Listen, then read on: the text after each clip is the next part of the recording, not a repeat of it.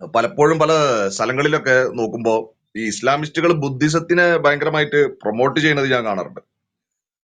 അതിന്റെ ഒരു ഏറ്റവും വലിയൊരു എന്താ പറയാ ഉദാഹരണമാണ് ഇന്നത്തെ ഇന്തോനേഷ്യ, മലേഷ്യ എന്ന് പറഞ്ഞ രണ്ട് ബുദ്ധ രാജ്യങ്ങളായിരുന്നു. അവിടെ ഒന്നും ചെയ്യാൻ കഴിയില്ല ഈ ബുദ്ധിസ്റ്റ് ആയി കഴിഞ്ഞാല്. കാരണം അതങ്ങനെയാണ്. ഇപ്പൊ ഞാൻ മറ്റേ പാർക്കെ പറഞ്ഞ പോലെ ഞാനിപ്പോ ഓരോ വിശ്വാസങ്ങളെയും കുറച്ചുകൂടി ഡീപ്പായിട്ട് പഠിക്കുക, പ്രത്യേകിച്ച് ഹിന്ദുമത വിശ്വാസങ്ങളെ. അതില് ഓരോ കാര്യങ്ങളൊക്കെ ഉണ്ട്. അത് അവിടെ നിൽക്കട്ടെ. അപ്പോ അതിലിപ്പോ ഞാൻ പല ആൾക്കാരും പറയാറുണ്ട്, നമ്മൾ ചില അമ്പലങ്ങളിൽ നോൺ വെജ് കഴിച്ചു പോവാൻ, ചില അമ്പലങ്ങളിൽ വെജിറ്റേറിയൻ കഴിച്ചു പോവാം. അതൊക്കെ നേരത്തെ ആർക്കെ പറഞ്ഞതുപോലത്തെ ഒരു കൺസെപ്റ്റാണ്. അവിടെ ആചരിക്കുന്ന ആൾക്കാർ ഏത് ആചാരപ്രകാരമാണ് അവിടെ ചെയ്യണത്. ഇപ്പൊ അവിടെ ഈ ഇതുപോലെ തന്നെ അവിടുത്തെ മൂർത്തിക്ക് കൊടുക്കുന്ന ഭക്ഷണം അല്ലെങ്കിൽ അവിടെയുള്ള ആൾക്കാരെ എത്തരത്തിലുള്ള ചിട്ടകളാണോ പാലിക്കുന്നത്, അതിനനുസരിച്ചിട്ട് വേണം അവിടെ പോകാൻ. ഇപ്പൊ ചില അമ്പലങ്ങളുണ്ട് അവിടെ മത്സ്യം, മാംസം, അതുപോലെ തന്നെ മദ്യമൊക്കെ കൊടുക്കാറുണ്ട്. അത്തരത്തിലുള്ള സ്ഥലങ്ങളിലേക്ക് നമുക്ക് നോൺ വെജിറ്റേറിയൻ കഴിച്ചുകൊണ്ട് പോകണതുകൊണ്ട് പ്രശ്നമില്ല എന്ന് പലരും പറയാറുണ്ട്. അപ്പൊ അത് ഓരോന്നിനും ഓരോ കൺസെപ്റ്റുകളുണ്ട്. അപ്പൊ നമ്മളെ രാജ്യത്തിന്റെ അല്ലെങ്കിൽ ഈ പറഞ്ഞ ഈ ഭാരതീയ സംസ്കാരത്തില് എപ്പോഴും ഒരു ഡിഫൻസ് എന്ന് പറഞ്ഞു കഴിഞ്ഞാൽ അത് ഈ ഹൈന്ദവ, അപ്പൊ നമ്മളൊക്കെ പറയാറുണ്ട് ഈജിപ്തിൽ ഒരു ഡിഫൻസ് മെക്കാനിസം ഉണ്ടായിരുന്നില്ല, അതുകൊണ്ടാണ് ഈജിപ്ഷ്യൻ സംസ്കാരം നഷ്ടപ്പെട്ടത്. അതുപോലെ ഇറാനിലും ഒരു പേർഷ്യൻ സംസ്കാരം ഉണ്ടായിരുന്നു. അതുപോലെ പല സ്ഥലങ്ങളിൽ സൗത്ത് അമേരിക്കയിലൊക്കെ അതൊക്കെ നഷ്ടപ്പെടാനുള്ള കാരണം എന്താന്ന് വെച്ചാൽ അത് അവിടുത്തെ ആചാരങ്ങളുടെ കുഴപ്പം കൊണ്ടെന്ന് എനിക്ക് പറയാൻ പറ്റൂ. പക്ഷെ അത് ഇവിടെ ഈ ഭാരതത്തിനെ കീഴടക്കാൻ പറ്റാത്തതിന്റെ ഒരു കാര്യം ഞാൻ പറയട്ടെ. നമ്മളിപ്പോ പറയാറുണ്ടല്ലോ ഈ ഒരു പേഴ്സണാലിറ്റി ഡെവലപ്മെന്റ് എന്ന് പറഞ്ഞ സംഗതികളൊക്കെ. ഓരോ ഇപ്പൊ നമ്മൾ ഒരു സൈക്കോളജിസ്റ്റ് അല്ലെങ്കിൽ ഒരു സൈക്കാട്രിസ്റ്റിനെ കണ്ടാൽ അയാൾ നമ്മളോട് ഓരോ ക്യാരക്ടറിസ്റ്റിക് ബിൽഡ് ചെയ്യാൻ പറയും. അതേപോലത്തെ ഒരു ക്യാരക്ടറിസ്റ്റിക് ബിൽഡ് തന്നെയാണ് ഓരോ അമ്പലങ്ങളിലും പോകുമ്പോൾ, ഓരോ ആചാരങ്ങളിലും നമ്മൾ പങ്കെടുക്കുമ്പോൾ. ഈവൻ ശബരിമലയിൽ നമ്മൾ നോൺ വെജിറ്റേറിയൻ ഒഴിവാക്കി അവിടെ പോയി അവിടെ ആ മല കയറി, അതൊക്കെ നമ്മളുടെ ഒരു ക്യാരക്ടർ ബിൽഡപ്പാണ്. അത് ആ ചിട്ട പോലെ ചെയ്യുകയാണെങ്കിൽ.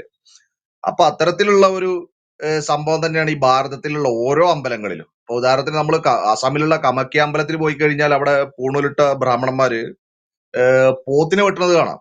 അവിടുത്തെ ആചാരം അതാണ്. അവരെ മാംസം ഭക്ഷിക്കുന്നത് കാണാം. അപ്പൊ ഓരോ സ്ഥലങ്ങളിലും ഓരോ അത് തന്നെയാണ് ഈ ഭാരതത്തിന്റെ ഡിഫൻസ് എന്ന് പറഞ്ഞു കഴിഞ്ഞാൽ.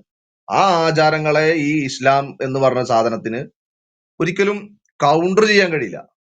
അതിന് ഇപ്പോ ഫിലോസഫിക്കൽ ആണെന്നുണ്ടെങ്കിലും അല്ലെങ്കിൽ സ്പിരിച്വൽ ലെവലാണെന്നുണ്ടെങ്കിലും അല്ലെങ്കിൽ കായികപരമായിട്ടാണെന്നുണ്ടെങ്കിലും അവർക്ക് അതിനൊന്നും ചെയ്യാൻ കഴിയില്ല.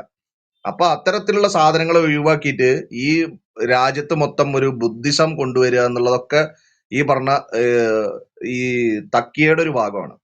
അത് ഈ ഞാൻ പറഞ്ഞത് ഈ അംബേദ്കറിന് ഭയങ്കരമായിട്ടൊരു വില കൊടുത്തിട്ട് അംബേദ്കർ പറഞ്ഞ ചില കാര്യങ്ങൾ അവർ ഒഴിവാക്കി, ചിലത് മാത്രം ഇപ്പൊ സുഹിത്തേട്ടനൊക്കെ അറിയാം, കാരണം ഹിസ്റ്ററി പഠിക്കണല്ലോ. അംബേദ്കർ ഈ സെമറ്റിക് മതങ്ങളെ നല്ല രീതിയിൽ വിമർശിച്ച ഒരാളാണ്, പ്രത്യേകിച്ച് ഇസ്ലാമിസത്തിനെ.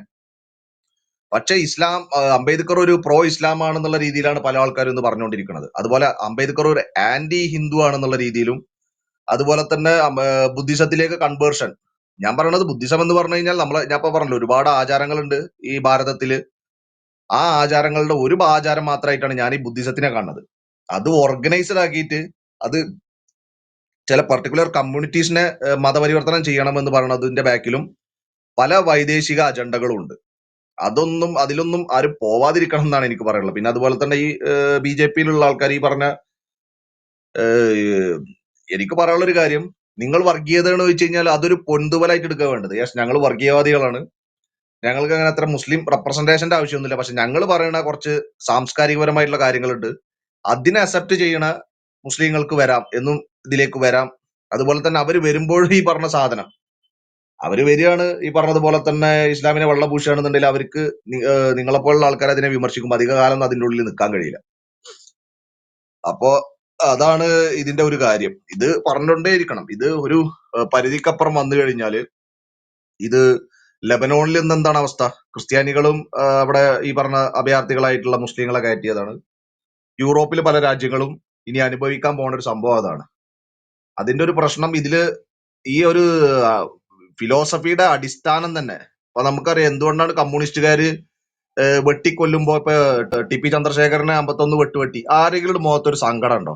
ഇല്ല. കാരണം എന്താ, ആ ആശയത്തിൽ പറയുന്നുണ്ട് ബ്ലഡി റവല്യൂഷൻ, അല്ലെങ്കിൽ ഇതിന് ഈ കുലംകുത്തികളായിട്ടുള്ള ആൾക്കാരെ ഏഹ്, നാട് കടത്തണം, അല്ലെങ്കിൽ അവരെ വെട്ടിക്കൊല്ലണം. അത്തരത്തിലെ ചരിത്ര കമ്മ്യൂണിസ്റ്റിനുള്ളത് കൊണ്ട് അവർക്ക് അതിൽ ഒരു തരത്തിൽ സങ്കടപ്പെടേണ്ട ഒരു ആവശ്യമല്ല. അവരുടെ ഓരോ ആൾക്കാരെ നിങ്ങൾ നോക്കി നോക്ക്. ഇപ്പൊ ട്രോട്സ്കി അല്ലെങ്കിൽ അത്തരത്തിലുള്ള ഈ കമ്മ്യൂണിസ്റ്റ് നേതാക്കന്മാരെ നോക്ക്. അവരൊക്കെ അത്തരത്തിൽ നാട് കടത്തപ്പെട്ടവരോ അല്ലെങ്കിൽ കൊന്നവരോ കൊല്ലപ്പെട്ടവരോ അല്ലെങ്കിൽ കൊല്ലാൻ പ്രേരിപ്പിച്ചവരൊക്കെയാണ്. അതേപോലെ തന്നെ ഒരു ഇസമാണ് ഈ പറഞ്ഞ ഇസ്ലാമിസവും. ഇസ്ലാമിലുള്ള സംഭവത്തിന് എല്ലാ ആൾക്കാരും പറയണത് എന്താണ്? ഞങ്ങൾ ഒരു സ്ഥലത്ത് വന്നു കഴിഞ്ഞാൽ ഞങ്ങൾ അവിടെ പിടിച്ചിരിക്കും, പിടിച്ചിട്ട് ഞങ്ങൾ ഇസ്ലാമിക രാജ്യം ഉണ്ടാക്കും. അത് ആ സംഭവം വരുന്നത് വരെ ഞങ്ങൾ ചില തക്കിയകൾ പ്രയോഗിക്കും. അവിടെയുള്ള സമുദായത്തിന്റെ ഉള്ളിൽ കയറി പറ്റും, അങ്ങനെ ചെയ്യും, ഇങ്ങനെ ചെയ്യും. ഇതൊക്കെ തന്നെയാണ് എല്ലാ സ്ഥലങ്ങളിലും. പക്ഷെ ഒരു പെർസെന്റേജിന്റെ അപ്പുറമായി കഴിഞ്ഞാൽ ഞങ്ങൾ ഞങ്ങളുടെ യഥാർത്ഥ സ്വഭാവം എടുക്കും. അതാണ് ഇതിന്റെ ഒരു സംഭവം. അത് ഈ സാധനം വ്യക്തമായിട്ട് ഇപ്പൊ കാർൽ മാർക്സിന്റെ ദാസ് ക്യാപിറ്റൽ അല്ലെങ്കിൽ ഈ സംഭവം എഴുതി വെച്ചതുപോലെ തന്നെ പാർട്ടി പഠന ക്ലാസ്സുകൾ ഉണ്ട്. അതിൽ പറഞ്ഞു കൊടുക്കുന്നത് പോലെ തന്നെ ഇസ്ലാം മദ്രസയിൽ ഇത് തന്നെ പറഞ്ഞു കൊടുക്കുന്നത്. ഞാൻ പറയും, ഞാൻ മദ്രസയിൽ പഠിച്ച ആളാണ്. ഹിന്ദു ആയിട്ടുള്ള സുഹൃത്തുക്കളെ നിങ്ങൾ ഇസ്ലാം പഠിപ്പിക്കണം, നിങ്ങൾ ഒരു മുസ്ലിമിനെ മുസ്ലിമിനെ ഇസ്ലാമിലേക്ക് കൊണ്ടുവന്നു കഴിഞ്ഞാൽ നിങ്ങൾക്ക് സ്വർഗമുണ്ട്, പ്രത്യേക അംഗീകാരമുണ്ട് എന്നൊക്കെ പറഞ്ഞു കൊടുക്കുക. അപ്പൊ ഇത്തരത്തിലുള്ള ആൾക്കാർ ഇവൻ ബി.ജെ.പിയിലേക്ക് വന്നു കഴിഞ്ഞാൽ പോലും അവരോട് നിങ്ങൾ, ഞാൻ പറഞ്ഞത് പബ്ലിക്കായിട്ട് മൈക്ക് കെട്ടിയിട്ട് അവരെ വിമർശിക്കണം എന്നല്ല, അവരോട് രഹസ്യമായിട്ട് നിങ്ങൾ, അതിനാണ് വ്യക്തമായിട്ട് ഇസ്ലാമിനെ കുറിച്ച് പഠിച്ചിരിക്കണം. അവരോട് നിങ്ങൾ രഹസ്യമായിട്ട് ഇതൊക്കെ ഇതൊക്കെ ഇങ്ങനെയൊക്കെ പ്രശ്നങ്ങളില്ലേ, അതിന് എന്താണ് നമ്മൾ, അപ്പൊ അവരുടെ സ്വഭാവം നമുക്ക് മനസ്സിലാക്കാൻ പറ്റണം. അവരൊരു സംഭവത്തിലേക്ക് ഹൈജാക്ക് കയറുക എന്ന് പറഞ്ഞെങ്കിൽ അതിന്റെ ഉദ്ദേശം വേറെ ഒന്നായിരിക്കും. ഇപ്പൊ കമ്മ്യൂണിസ്റ്റ് പാർട്ടി ഒരു സമയത്ത്, ഈ പിണറായി വിജയൻ ഒരു സമയത്ത് കാന്തപുരം അബൂബക്കറിനെ പറഞ്ഞാണ് അദ്ദേഹത്തിന് മറ്റേ ഷെറെ മുബാറക് എന്ന് പറഞ്ഞ മുടി വെച്ചിട്ടുള്ള ഒരു പള്ളി പണിയുന്നതിനെതിരെ അന്ന് പാർട്ടി സെക്രട്ടറി ആയിട്ടുള്ള പിണറായി വിജയൻ പറഞ്ഞാണ് പ്രവാചകന്റെ ബോഡി വേസ്റ്റ്, അത് നാഗവും മുടിയൊക്കെ ആണെങ്കിൽ അതൊക്കെ വേസ്റ്റ് ആണ്, അതിനൊന്നും പ്രത്യേകത അല്ലാന്ന്. അന്ന് അങ്ങനെ പറഞ്ഞ പിണറായി വിജയന് ഇന്ന് ഇസ്ലാമിന്റെ എന്തെങ്കിലും കാര്യം പറയാനുള്ള ധൈര്യം ഉണ്ടോ? ഇല്ല. കാരണം എന്താ വെച്ച് കഴിഞ്ഞാൽ ഇതിനെ സാച്ചുറേറ്റഡ് ആക്കി, ജിഹാദികൾ ഇതിന്റെ ഉള്ളിൽ കയറി, CPIM-ന്റെ ഉള്ളിൽ കയറി സാച്ചുറേറ്റഡ് ആക്കി. ഇന്ന് ഇസ്ലാം ഒരു തീവ്രവാദം അല്ലെങ്കിൽ ഹമാസ് ഒരു തീവ്രവാദം ചെയ്താൽ പോലും അവർക്ക് അതിനെ എന്താ പറയാ എതിർക്കാനുള്ള ഒരു ശേഷിയില്ലാത്ത രീതിയിൽ CPIM എന്നൊരു പാർട്ടീനാക്കി. കോൺഗ്രസിനെ അത് എന്നോ ആക്കി വെച്ചതാണ്.